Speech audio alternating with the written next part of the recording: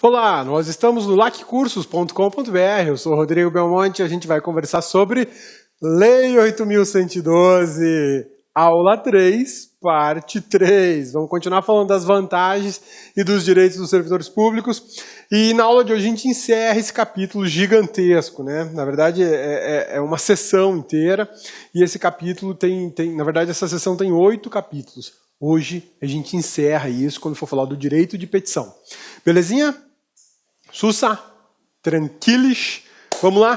Parte 3, a gente vai ver teoria, lei, doutrina e outras normas vinculadas a esses assuntos, exercícios e exemplos. Isso aqui é solução integrada de estudo, é só aqui no laccursos.com.br. Beleza? Bora? Bora estudar porque tem muita coisa pra gente ver, né? Licenças, vamos falar das licenças. A gente já falou sobre adicionais, já falou sobre gratificações, já falou sobre indenizações. Agora a gente vai falar sobre licenças dadas ao servidor público, são direitos que o servidor público tem, e essas licenças são muito interessantes. Quer ver? Vamos lá. São licenças previstas na Lei 8.112, artigo 81 e seguintes. Licenças para... por motivo de doença em pessoa de família, para tratar de alguém na família.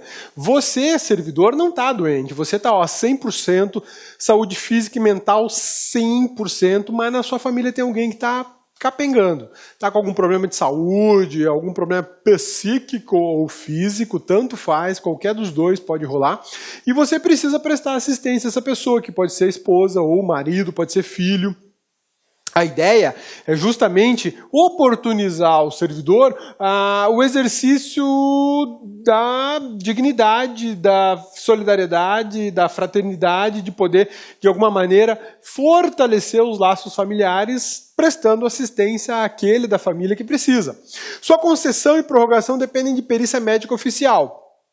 Não basta simplesmente pedir. Chegar e falar, quero uma licença médica para tratar de uma pessoa na minha família doente. Não, nós temos que oficializar essa situação, identificar a pessoa, identificar a doença e mais, identificar que aquela pessoa necessita de cuidados, que sozinha a pessoa doente não consegue se tratar, não consegue se cuidar, não consegue exercer as atividades do cotidiano dela. Por exemplo, almoçar, tomar um banho, escovar os dentes, trocar de roupa, né? E aí precisa de cuidados diretos de uma terceira pessoa, né?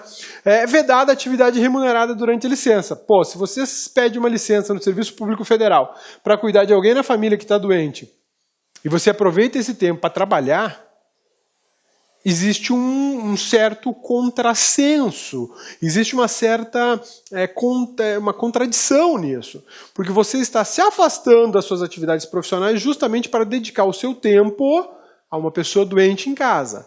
Mas aí quando você consegue esse afastamento, essa licença, você aproveita desse tempo, ao invés de cuidar da pessoa que está doente, você vai trabalhar em outro lugar?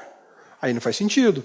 Não faz sentido. Se você pode, durante a licença, trabalhar em outro lugar, então você pode trabalhar no seu lugar de origem ali, né? E a história de prestar assistência a alguém é um migué, é um caô, é uma mentira, pode ser uma fraude, e isso tem penalidades severas dentro da administração pública, porque tem uma coisa que a administração não gosta: perder dinheiro. E se perder dinheiro com um migué do servidor, nossa, eles ficam doidos, é muito pior, tá? Olha lá.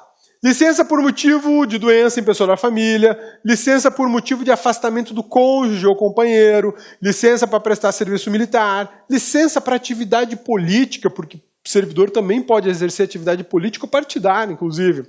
Licença para capacitação, que era a antiga licença prêmio, né? Licença para tratar de interesses particulares, licença para desempenho de mandato, contei de tatu, mandato classista. Vamos analisar primeiro agora, motivo de doença na família. O doente é alguém da família do servidor, um cônjuge, companheiro, os pais, os filhos, padrasto, madrasta, enteado ou dependente que viva às suas expensas e conste do seu assentamento funcional. Olha que bacana isso, né? Dependente que conste dos assentamentos funcionais e dependa financeiramente, economicamente desse servidor. Quando a gente fala dependente, eu posso estar falando de um primo, de um tio, de um, sei lá, um parente distante, de um agregado, né, que vive lá com a família e depende economicamente desse servidor e consta lá nos registros funcionais do servidor como um dependente dele. Tá? Então vamos lá, recapitulando, quem é que pode justificar esse afastamento? Cônjuge, companheiro, os pais, os filhos, padrasto, madrasta, o enteado, ou dependente que viva as suas expensas e conste do seu assento funcional. Não precisa ir muito longe para entender a ideia de dependente. O netinho, tem ali neto? Neto, neta? Tem? Não tem. Não tem. O neto pode ser o dependente desse servidor. De repente o filho do servidor faleceu, de repente o filho do servidor não tem condições de criar essa criança, e aí o servidor assume a responsabilidade familiar do neto e simplesmente registra ele como dependente dele. Mas para esse registro dependente basta ir lá e declarar, esse menininho ou essa menininha é minha netinha, portanto é meu dependente? Não. A dependência, no caso de crianças ou de pessoas, exige tutela ou curatela. Cabeça, exige Nutella? Não, cabeçudo, não é Nutella. Nutella é um doce muito bom que faz a gente engordar muito. Você tem que fazer muito exercício para não engordar. Quem come Nutella tem que tomar cuidado. Eu estou falando de tutela e curatela. São dois institutos do direito civil que vocês vão ver com a professora de direito civil. E lá a tutela diz o seguinte: a pessoa incapaz terá um tutor. Por quê? Porque ele não pode exercer os atos da vida civil dele. Da mesma forma, a curatela. O tutor é para menores de 18 anos e a curatela é para maiores, né? De repente você tem lá um primo que não tem pais e ele é tantã. Ele não bate bem na cabeça. E você é o curador desse seu primo. Aí você pode registrá-lo como dependente nos seus assentos funcionais.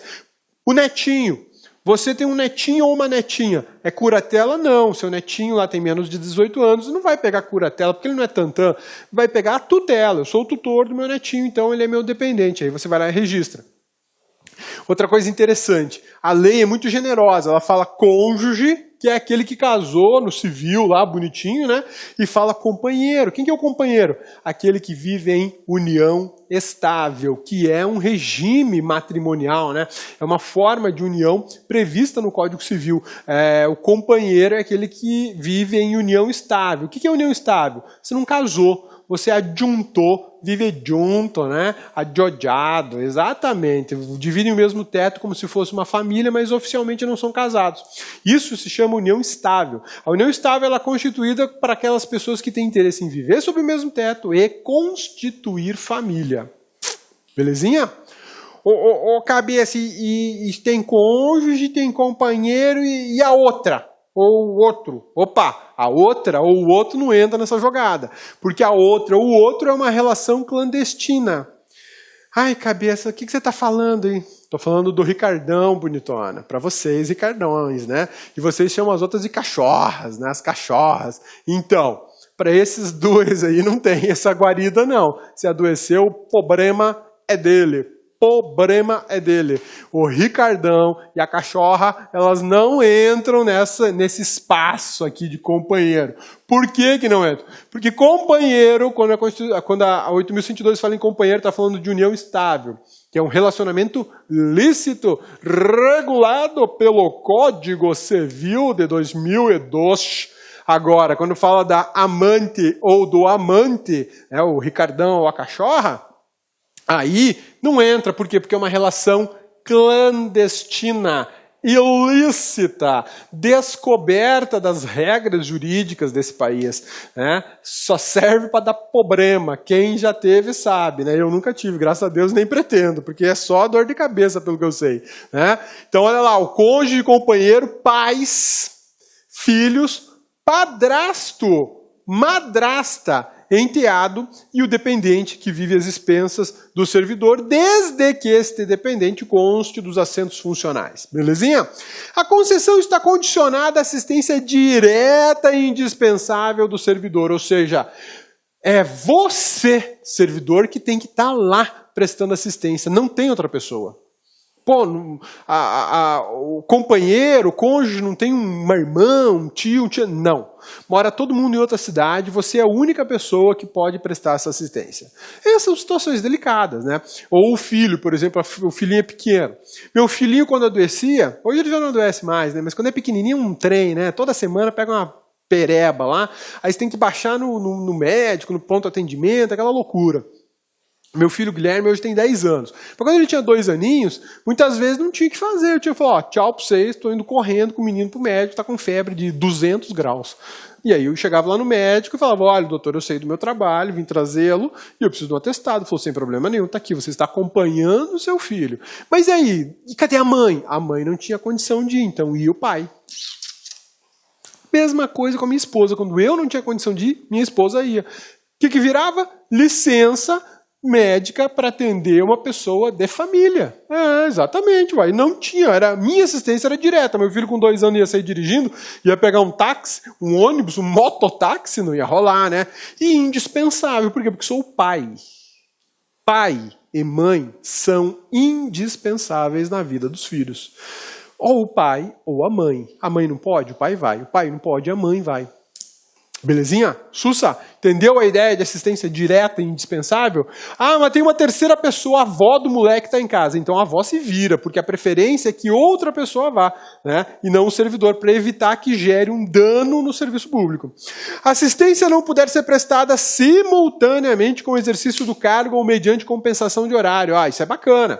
A administração é tão focada na ideia de que o serviço público não pode parar, que eu te dou licença. Mas é o seguinte, você tem que prestar assistência direta e tem que ser insubstituível. Tem que ser você. E outra, se você puder prestar assistência direta e você é o cara insubstituível para essa assistência, mas você pode prestar assistência simultaneamente ao seu trabalho, eu não te dou a licença.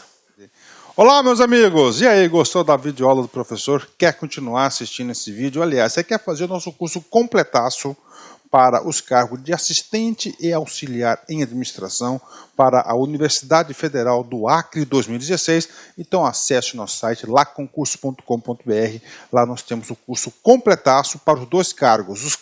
Para o cargo de assistente, o investimento é apenas 10 mensalidades de R$20 e para o cargo de auxiliar, 10 mensalidades de R$15. Você pode ter absoluta certeza. Por favor, procure, faça sua pesquisa. Aqui no LAC Concursos é o melhor curso-benefício do Brasil. Você sabe por quê? Porque aqui é o único lugar do Brasil que tem um personal coach. O que é personal? Personal é pessoal, coach é treinador. Então aqui você estuda com treinador pessoal de concurso. Eu espero você. Pode se matricular, pode baixar o material dessa videoaula. É só ir lá no site e clicar lá em documentos e fazer o download do seu material de apoio gratuitamente.